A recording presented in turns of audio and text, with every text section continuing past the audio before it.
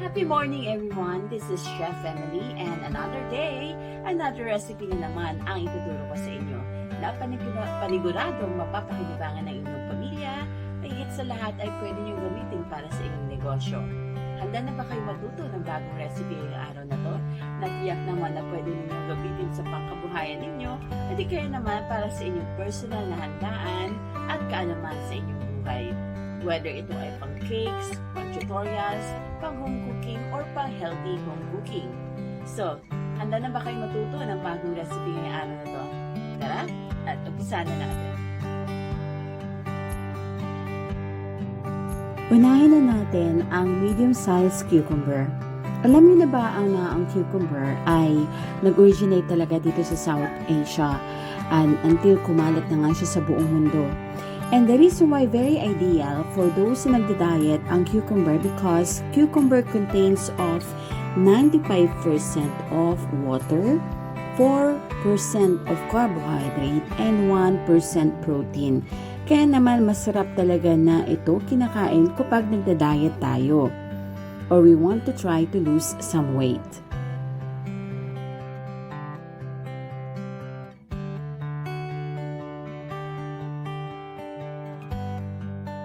Isunod na natin ang medium-sized carrot natin and then let's slice this thinly nang pahaba po siya. And just like the cucumber, raw carrots are 88% water po siya, 9% carbohydrate, and usually wala pang less than 1% pa yung protein content niya. Pero mataas ang kanyang dietary fiber. It's actually 2.8%. Kaya naman, isa ang carrots sa mga hindi pwede mawala sa mga nagda-diet at mga gustong magbawas ng timbang.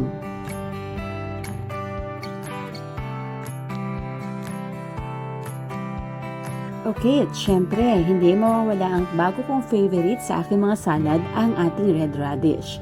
Red radish also has 95% of water, 3% of carbohydrate, and 1% protein. And meron din po siyang moderate amount of vitamin C. Usually, mga nasa 18% ng daily value natin yun. O kaya naman, huwag niyo wawalain ha. Pag nakita niyo ito sa market, bili na kayo. Masarap talaga ang red radish for our salad or kainin na lang as fresh as it is.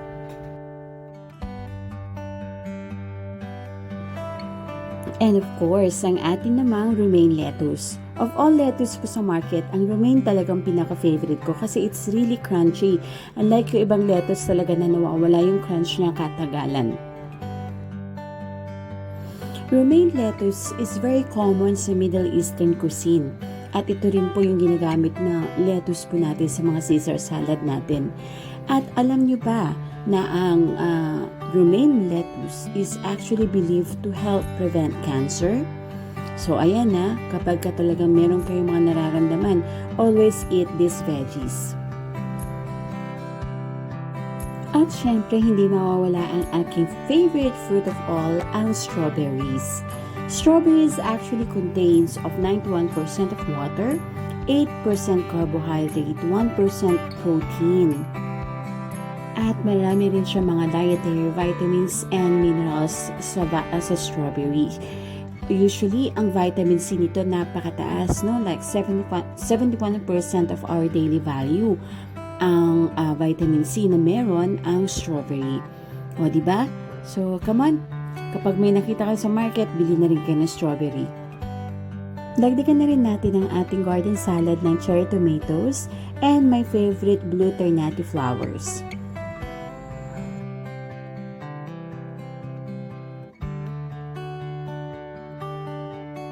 Ngayon naman ay umpisa na natin ang ating vinaigrette. Let's start with 2 tablespoons of our olive oil. Pagkatapos ng olive oil, ang ating apple cider vinegar naman. So, we will be using 4 tablespoons of apple cider vinegar.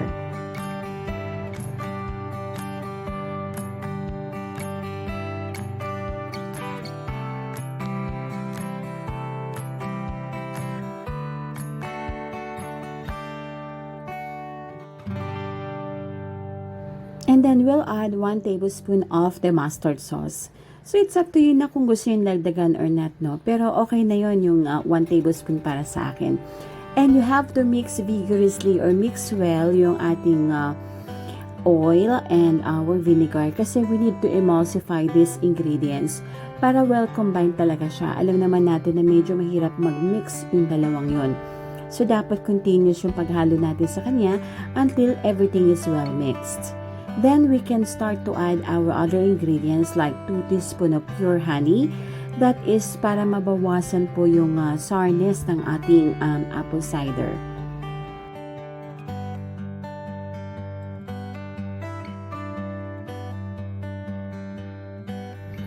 And then, pag well mixed na, let's now add 1 teaspoon of our ground black pepper.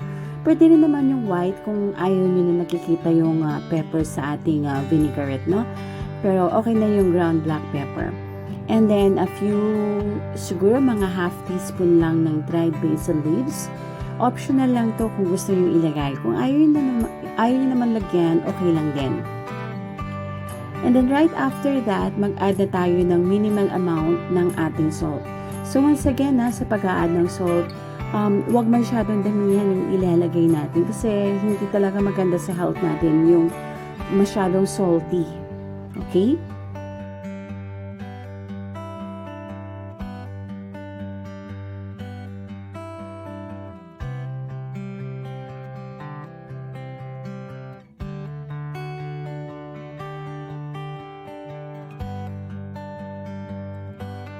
Siyempre, ang fun part. Ito na yung assembly na natin or actually ito na yung i-combine na natin lahat ng mga leafy greens natin, our fruits and vegetable. Usually, inuuna ko talaga na inilalagay yung lettuce. Nakasanayan ko na gawin yun and then top with other fruits and vegetable na kasunod po niyan. Kasi nga, mas nag-a-absorb. Gusto ko kasi na mas ma-absorb ng sauce yung katulad ng carrot, ng cucumber, radish. Mas na-absorb kasi niya kaagad kapag ganun ginawa natin, no? Nasa ilalim yung ating lettuce. Yan. And then, sa ibabaw yung mga sweets naman natin. And then, ilalagay na natin ang ating favorite na Blue Ternatea Flowers. Yan. Very good for the heart talaga to. Maganda rin to sa mga diabetes. Yan. Kaya gustong-gusto ko talaga to. It can be eaten. Cook. Ang dami-dami ng usage ng blue tea leaves, flowers sa akin. And lastly, syempre, i-add na natin yung ating vinaigrette. Guys, make sure that you add your sauce or your vinaigrette or any of the dippings for our salad right before serving. Huwag ninyo siya na gawin in advance kasi usually nagiging sagi na yung ating vegetable or ating salad kapag inuna natin na ginawa ang salad natin. Plating time! Okay, so ngayon naman, ayan, ipa-plate na natin yung ating garden salad with Asian vinaigrette. So I do hope na marami kayong natutunan sa ating recipe po ngayong araw na to.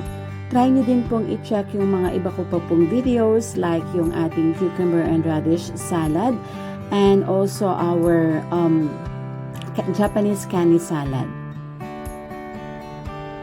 So, you can actually serve this as it is na kung gusto ninyo na ganito lang yung serving po niya. Or kung gusto niyo naman po is dagdagan niyo pa siya ng boiled egg. No? Kasi sometimes naglalagay pa ako ng boiled egg to add up a little bit of design na rin. Static po niya sa taas. Yan. Okay. Actually, ang boiled egg, ayoko nang masyadong hard-boiled. Gusto ko yung tamang boiled lang talaga. Yan. So, please do subscribe to my channel, Cakes and Lifestyle by Chef Emily, or follow me to my page, Chef Emily Peralta. I also have my cakes for the Cake Style by Chef Emily and my supplies, the Cake Style tutorials and baking supplies if you need laman ng mga materials for baking and other ingredients. Once again, thank you so much for watching and this is Chef Emily. Stay healthy, everyone. Bye!